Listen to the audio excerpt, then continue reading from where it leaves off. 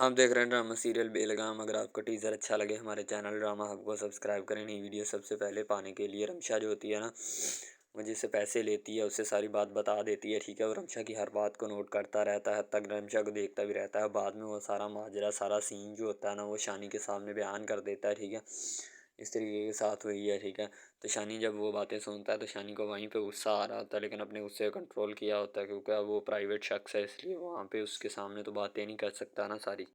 रमशा बहुत परेशान होती है, वो बेचारी फिर उसी घर में रह रही होती है जहाँ पे उसका भाई गाँव यानी कि घर होता है, यानी अपने माँ बाप का घर होता है जहाँ पे, ठीक है।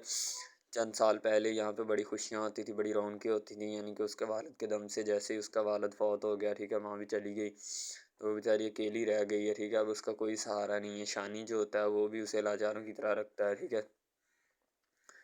तो इसलिए वहाँ पे अब सभी माहौल ख़राब हुआ होता है, ठीक है। तो रमशा जो होती है वो बेचारी घर से बाहर निकलना भी उसका मुहाल हुआ होता है, लेकिन फिर भी वो चली जाती है और जाके वो वहाँ पे रकम अपनी पहुँचा देती है, यानी कि पैसे पूरे करवा देती है उनको, ठीक है। तो पैसे वाले साहब जो होते हैं अपने पैसे लेते हैं और पैसे लेकर वहाँ से चल देते हैं, ठीक है। रमशा को कहते हैं चलें ठीक है बीबी, खुदा हाफिज़, अगर ज़िंदगी रही तो फिर कभी मुलाकात होगी। रमशा कहती है जी बिल्कुल ज़रूर।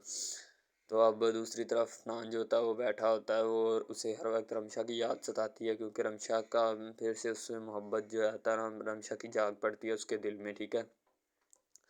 अफ़नान कहता है कि तुम जो है ना इन मामलात से दूर रहो, ठीक है, इसमें तुम्हारी भी भलाई है और मेरी भी। यानी वो उसको समझाने की कोशिश करता है, लेकिन वो इस बात को कवर अप नहीं करती, ठीक है।